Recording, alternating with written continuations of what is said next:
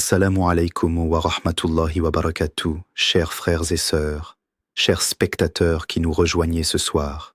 Que la paix, la miséricorde et les bénédictions d'Allah soient sur vous tous. Ce soir, une question m'a été posée. Une question extrêmement importante. Une question qui touche le cœur de millions de jeunes musulmans et musulmanes à travers le monde. Une question qui concerne l'un des piliers les plus fondamentaux de notre existence, le mariage. On m'a demandé, quelles sont les choses qui doivent nous alerter chez une personne avant de l'épouser?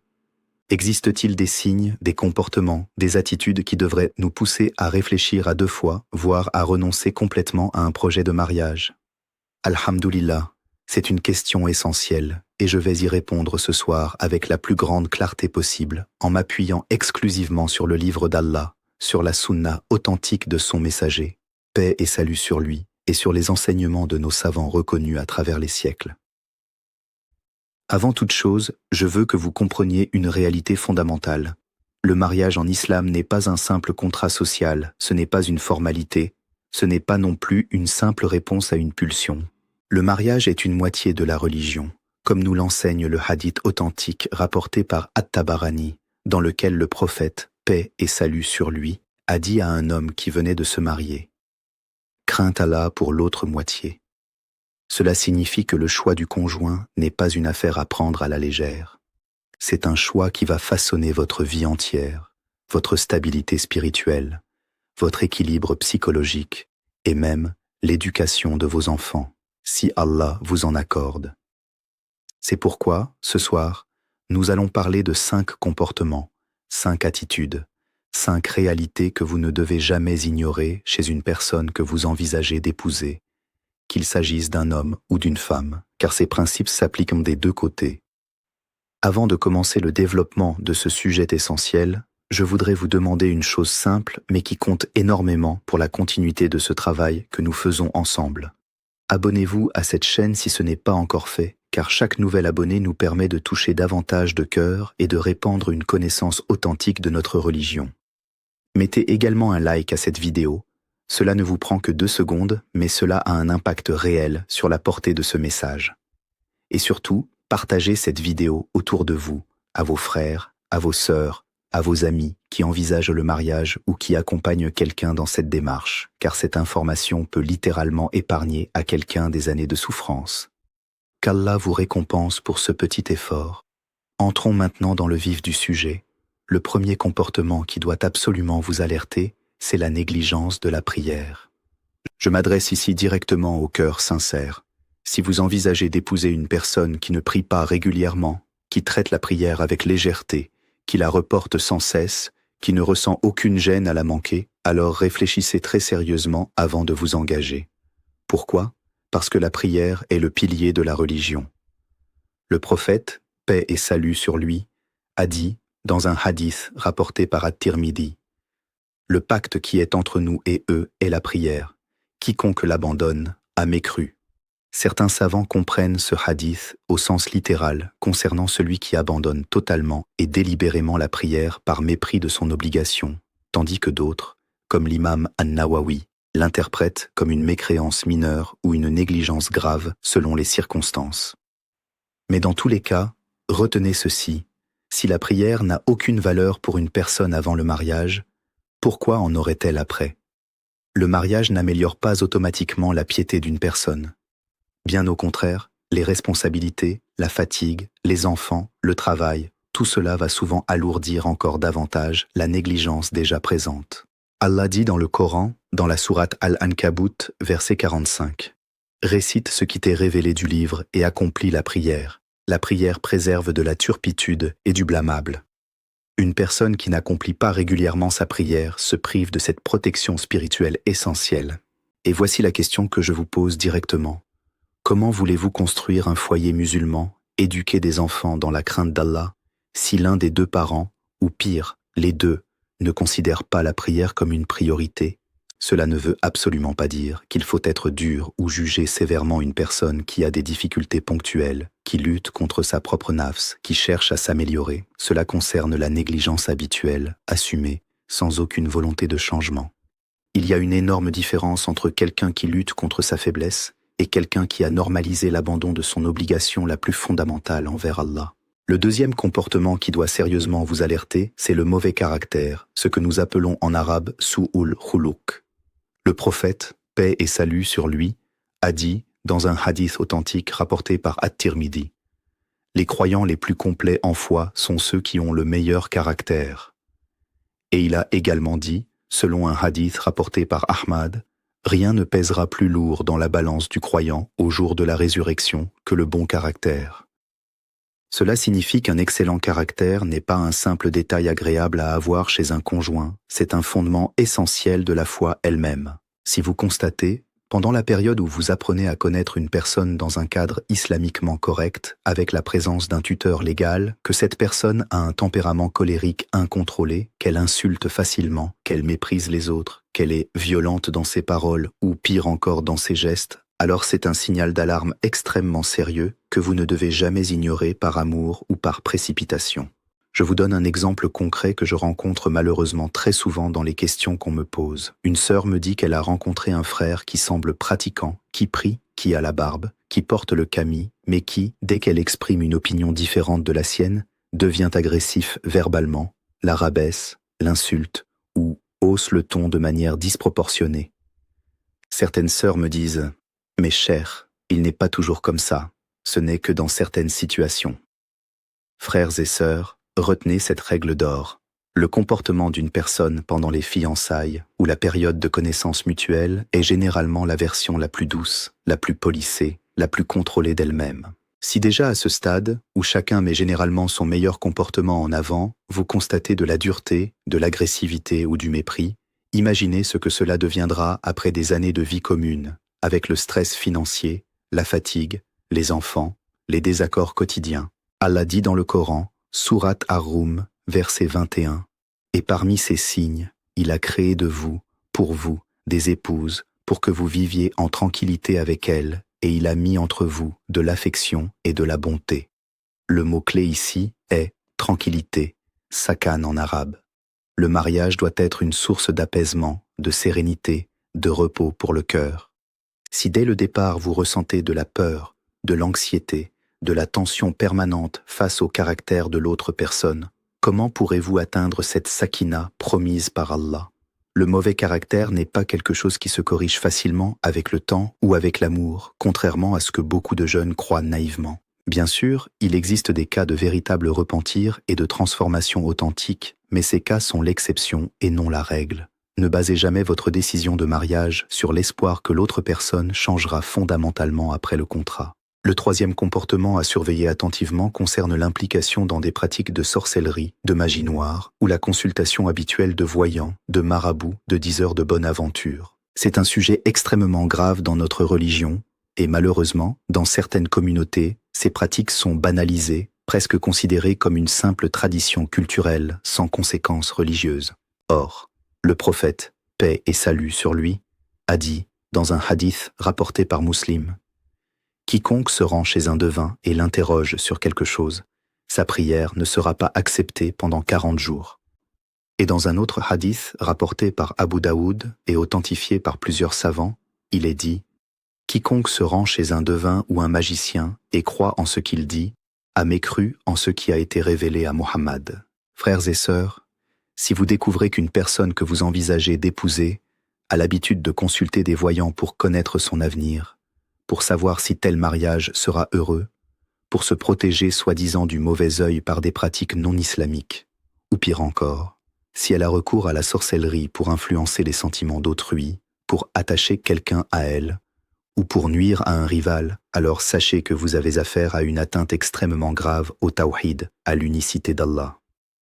La sorcellerie figure parmi les 7 péchés destructeurs mentionnés par le prophète, paix et salut sur lui, dans le hadith authentique rapporté par Al-Bukhari et Muslim, aux côtés de l'association à Allah, du meurtre et de la consommation des biens de l'orphelin. Comment voulez-vous fonder un foyer sur la crainte d'Allah et la confiance en sa providence si votre conjoint place sa confiance dans des pratiques qui relèvent du shirk le plus manifeste? Cela concerne également les amulettes non islamiques, les talismans censés porter chance ou repousser le mauvais œil par des moyens non reconnus par la charia. Ibn Taymiyyah, qu'Allah lui fasse miséricorde, a longuement mis en garde contre la normalisation de ces pratiques dans certaines sociétés musulmanes, rappelant que la protection véritable ne vient que par les invocations authentiques, la récitation du Coran et la confiance placée uniquement en Allah. Cela ne signifie pas qu'une personne qui, par ignorance, dans sa jeunesse, a consulté une fois un voyant sans en comprendre la gravité, soit définitivement disqualifiée. Le repentir sincère efface les péchés passés, et Allah est Al-Ghafour, le grand pardonneur. Mais ce qui doit vous alerter sérieusement, c'est la persistance de ces pratiques, l'absence de remise en question, ou pire, la banalisation totale de ces actes, comme s'ils n'avaient aucune conséquence religieuse. Le quatrième comportement qui mérite toute votre vigilance, c'est le mensonge habituel et la malhonnêteté. Le prophète, paix et salut sur lui, a dit dans un hadith authentique rapporté par Al-Bukhari et Muslim: le mensonge mène à la perversité et la perversité mène au feu. Un homme continue de mentir jusqu'à ce qu'il soit inscrit auprès d'Allah comme un grand menteur. Le mariage repose intégralement sur la confiance mutuelle.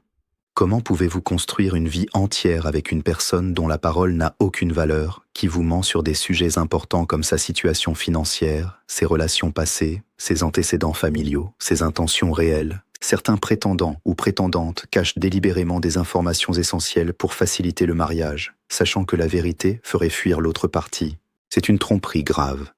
Et le prophète, paix et salut sur lui, a dit, selon un hadith rapporté par Muslim: celui qui nous trompe n'est pas des nôtres. Je vous donne un exemple très concret. Un homme cache qu'il a déjà été marié et divorcé dans des circonstances très problématiques, ou qu'il a des dettes considérables, ou qu'il a un enfant d'une relation antérieure. Une femme cache qu'elle a des problèmes de santé graves qui affecteront sa capacité à avoir des enfants, ou qu'elle entretient encore une relation émotionnelle avec quelqu'un d'autre. Ces mensonges par omission sont tout aussi graves que les mensonges directs, car ils faussent le consentement de l'autre partie. Le mariage islamique repose sur la transparence et la sincérité mutuelle, comme cela est illustré par le principe même de la consultation avant le mariage, l'istikara, et les recommandations des savants d'être parfaitement honnête sur sa situation avant de s'engager. Si vous détectez des mensonges répétés, même sur des sujets qui vous paraissent mineurs au départ, sachez que cela révèle un trait de caractère profond qui se manifestera de manière bien plus grave une fois le mariage consommé, lorsque les enjeux financiers, familiaux et émotionnels deviendront plus importants. Le cinquième et dernier comportement que je souhaite aborder ce soir concerne le manque de respect envers les parents, en particulier envers sa propre mère.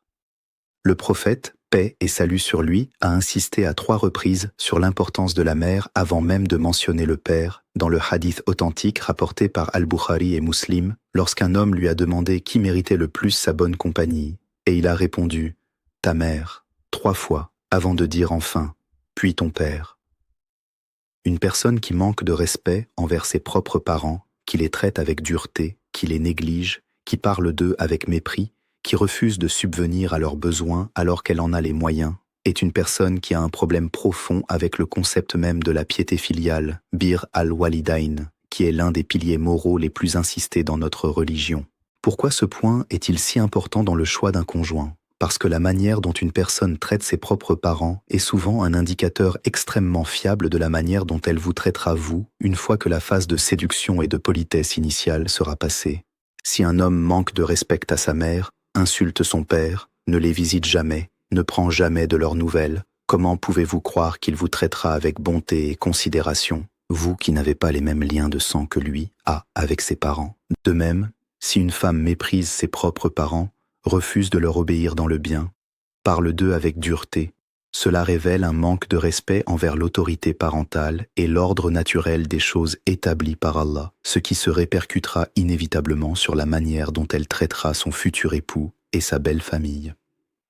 Allah dit dans le Coran, sourate Al-Isra, versets 23 et 24, « Ton Seigneur a décrété que vous n'adoriez que lui et qu'il faut être bon envers les parents. Si l'un d'eux ou tous deux atteignent la vieillesse auprès de toi, ne leur dis point « Fi » et ne les brusque pas, mais adresse-leur des paroles respectueuses. Et par miséricorde, abaisse pour eux l'aile de l'humilité, et dis, Seigneur, fais-leur, à tous deux, miséricorde comme ils m'ont élevé tout petit. Ce verset associe directement l'adoration exclusive d'Allah au respect envers les parents, montrant à quel point ce lien est sacré dans notre religion. Une personne qui néglige ce devoir fondamental révèle une faille morale et spirituelle profonde qui, croyez-moi, se manifestera tôt ou tard dans votre propre relation conjugale. Maintenant que nous avons développé ces 5 points fondamentaux, je veux insister sur quelque chose de crucial. Aucun être humain n'est parfait, et il ne s'agit absolument pas de chercher la perfection absolue chez un conjoint potentiel, car une telle personne n'existe tout simplement pas. Il s'agit plutôt de reconnaître les schémas de comportement graves et répétitifs qui indiquent un problème profond de caractère ou de foi, par opposition aux faiblesses humaines normales que chacun de nous possède et sur lesquelles nous travaillons continuellement pour nous améliorer. La différence essentielle réside dans la conscience et la volonté de changement. Une personne qui reconnaît ses défauts, qui cherche activement à s'améliorer, qui accepte la critique constructive avec humilité, est une personne avec qui l'on peut construire un avenir, même si elle n'est pas parfaite aujourd'hui. En revanche, une personne qui justifie constamment ses mauvais comportements, qui refuse toute remise en question, qui n'éprouve aucune honte face à ses manquements envers Allah ou envers les autres, est une personne avec qui le risque de souffrance à long terme est extrêmement élevé. Je voudrais également insister sur l'importance de l'istikhara dans ce processus de décision.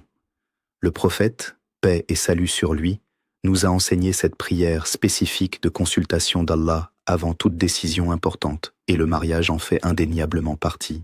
La dua de l'istikhara, rapportée par Al-Bukhari à travers Jabir ibn Abdillah, qu'Allah l'agrée, demande à Allah de faciliter ce qui est bon pour nous et d'éloigner ce qui est mauvais, même si cela contredit nos désirs immédiats. Combien de frères et de sœurs se sont précipités dans un mariage uniquement basé sur l'attirance physique ou l'émotion du moment, en ignorant délibérément les signaux d'alarme évidents, pour ensuite regretter amèrement leur décision des années plus tard. La sagesse islamique nous enseigne la patience, la réflexion, la consultation des proches sincères et surtout la consultation d'Allah à travers l'istikhara avant de nous engager dans une décision aussi déterminante que le mariage. Il est également essentiel de mentionner l'importance capitale du processus d'enquête et de connaissance mutuelle avant le mariage, dans un cadre strictement islamique. L'islam encourage vivement les futurs époux à se rencontrer dans le respect des limites établies par la charia, en présence d'un mahram, afin de discuter ouvertement de leurs attentes, de leurs valeurs, de leur vision de la vie conjugale, de leurs pratiques religieuses, et de poser toutes les questions nécessaires pour évaluer la compatibilité réelle.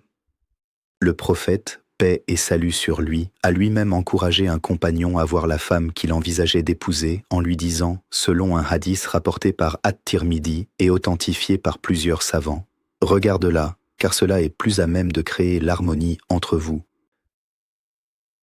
Cela montre l'importance que l'islam accorde à une connaissance réelle et sincère avant l'engagement, plutôt qu'un mariage précipité basé uniquement sur des apparences ou des recommandations superficielles.